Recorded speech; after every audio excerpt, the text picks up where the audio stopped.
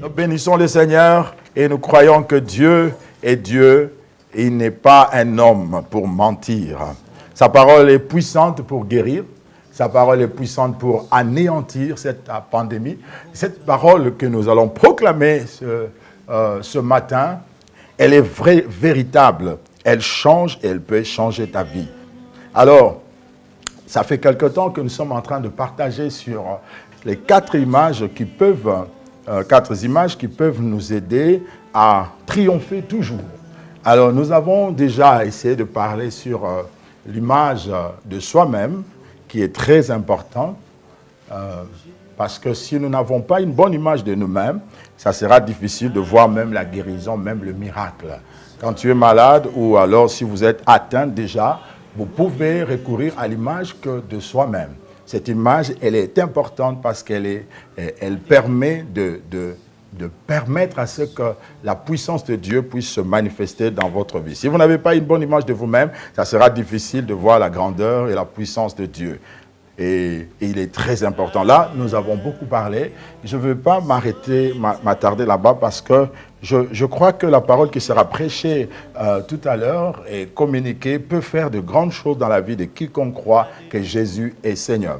Je m'en vais lire dans le livre de 2 Corinthiens, chapitre 10, versets 3 à 6. La Bible dit ceci: « Si nous marchons dans la chair, nous ne combattons pas selon la chair, car les armes avec lesquelles nous combattons ne sont pas charnelles, mais elles sont puissantes. » J'aimerais que tu soulignes ces mots. Elles sont puissantes par la vertu de Dieu pour renverser les forteresses. Nous renversons le raisonnement et toute hauteur qui s'élève contre la connaissance de Dieu et nous amenons toute pensée captive à l'obéissance de Christ. Le verset 6 dit: « Nous sommes prêts aussi à punir toute désobéissance lorsque notre obéissance sera complète. » Que Dieu soit loué. Amen.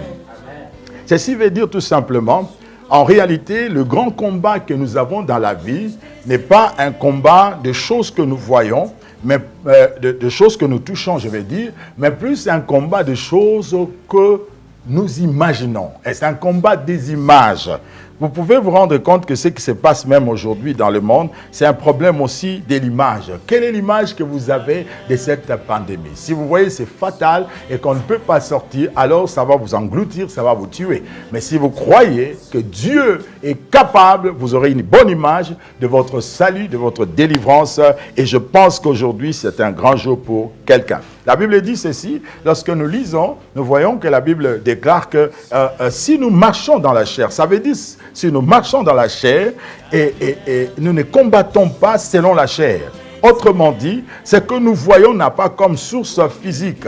Ce que nous voyons n'a pas comme ordre physique. Ce dont nous voyons est toujours à comme soubassement spirituel. Ce que nous voyons ne vont pas combattre des choses que nous voyons avec seulement la pensée humaine ou encore avec la force humaine. Nous devons comprendre que ce que nous voyons nécessite à ce que nous puissions monter de niveau et comprendre que c'est dans l'esprit que nous pouvons vaincre cela, pas dans la chair, pas dans la chair, pas dans la chair.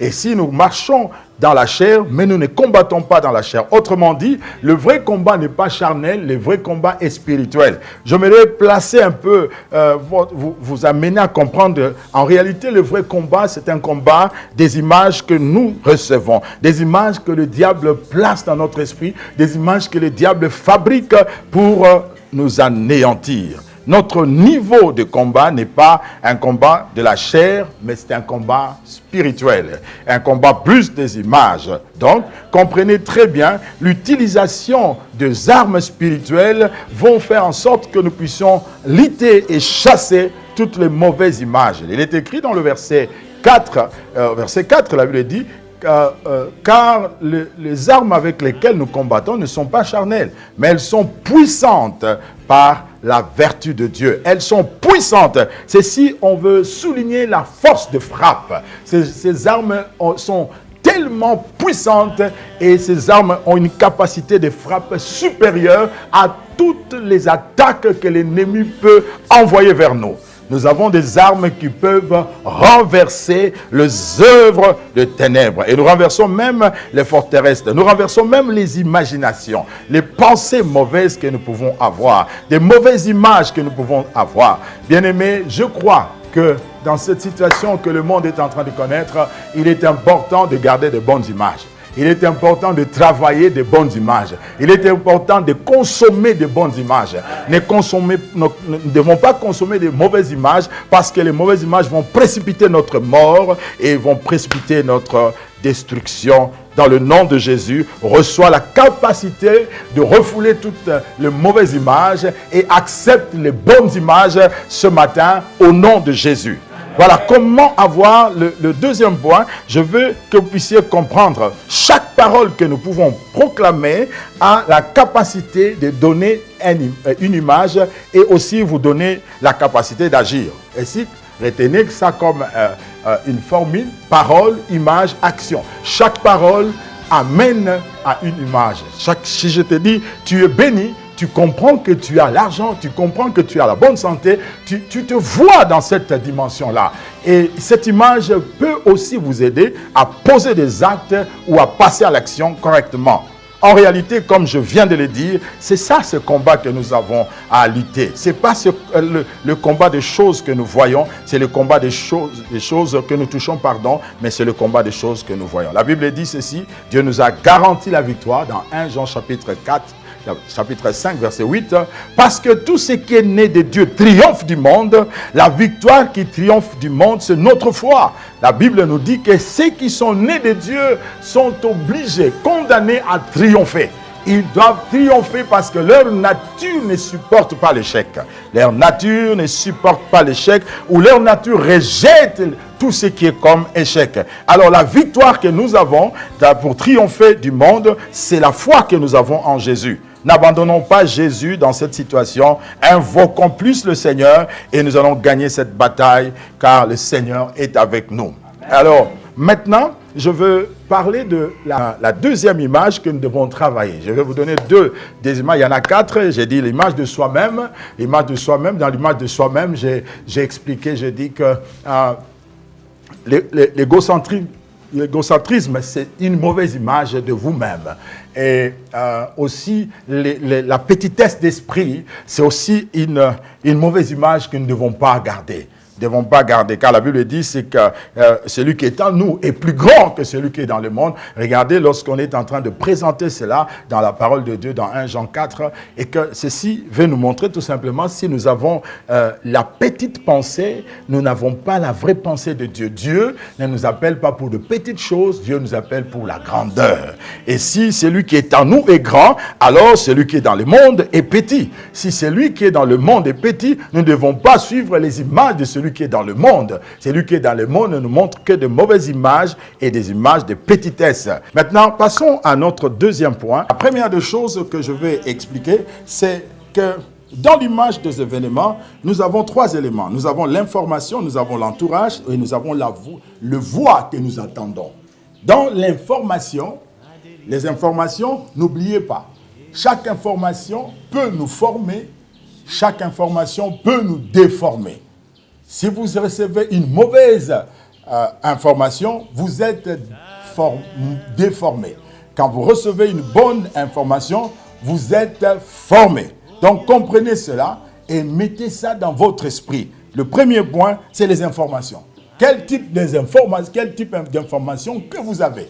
Si elle est basée sur la parole de Dieu, elle vous forme. Si elle est basée sur la sagesse des hommes, elle va vous déformer. Car rien ne peut sortir de l'homme qui peut bâtir une autre personne, sauf la parole de Dieu. Sachez-le bien, nous devons le comprendre et nous devons le garder dans notre esprit, dans le nom puissant de Jésus. J'aimerais dire à quelqu'un, recevez des bonnes informations qui sont dans la parole de Dieu. Et cela va vous former et bâtir votre être dans la gloire et dans la richesse. Les événements ne peuvent jamais vous influencer si vous avez la bonne information. Si vous avez la bonne information. Et la bonne information, c'est dans la parole de Dieu. Dieu est un homme et Dieu est merveilleux. Et Dieu nous a tout donné, tout ce qu'il faut pour contribuer à notre marche et à notre victoire dans la vie. La deuxième chose que vous devez développer, c'est les gens se rassemblent, le faible peut influencer les forts. Ou encore, si les gens qui ne sont pas très matures peuvent être influencés. L'entourage joue un rôle positif ou négatif. Donc, si vous n'avez pas un bon entourage, cet entourage peut détruire votre vie. Regardez ce que la Bible dit. Je m'en vais lire dans la parole de Dieu, dans Éphésiens chapitre 5. Je lis au verset 19. La Bible dit ceci. Entretenez-vous par des psaumes, par des hymnes, par des cantiques spirituels, chantant et célébrant de tout votre cœur les louanges du Seigneur. Rendez continuellement grâce pour toutes choses à Dieu, le Père, au nom de notre Seigneur Jésus-Christ, vous soumettant les uns les autres dans la crainte de Christ. La Bible dit « entretenez-vous ». Ça veut dire en d'autres termes, votre entourage, votre cercle. Si dans votre cercle, vous vous entretenez que de mauvaises choses, vous ne pouvez pas aller très loin. La Bible nous dit que nous devons nous entretenir par les psaumes. Les psaumes, ce sont des chants merveilleux qui montent dans le cœur, dont nous avons dans la Bible. Vous devez comprendre cela. Il y a beaucoup de psaumes. Quand vous lisez les psaumes, vous allez voir que votre ciel va se lever. Votre ciel va se lever. Vous aurez la bonne image de Dieu. Par exemple, je prends le psaume 23. La Bible dit « L'Éternel est mon berger, je ne manquerai de rien ». Ces psaumes nous donnent une bonne image de la protection de Dieu.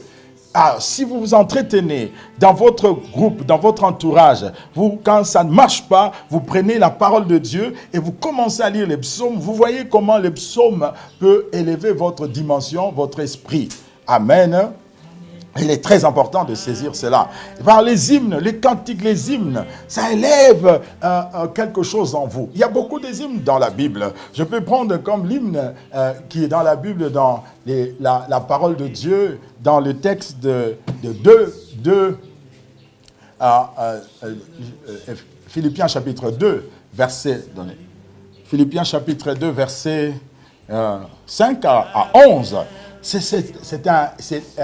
c'est l'hymne le plus merveilleux que nous avons dans la Bible dans le Nouveau Testament, où on est en train de nous parler de la glorification de notre Seigneur Jésus-Christ. C'est un hymne puissant qui nous montre combien Jésus a été souverainement élevé. Souverainement élevé. Et tout nom fléchit devant le Seigneur.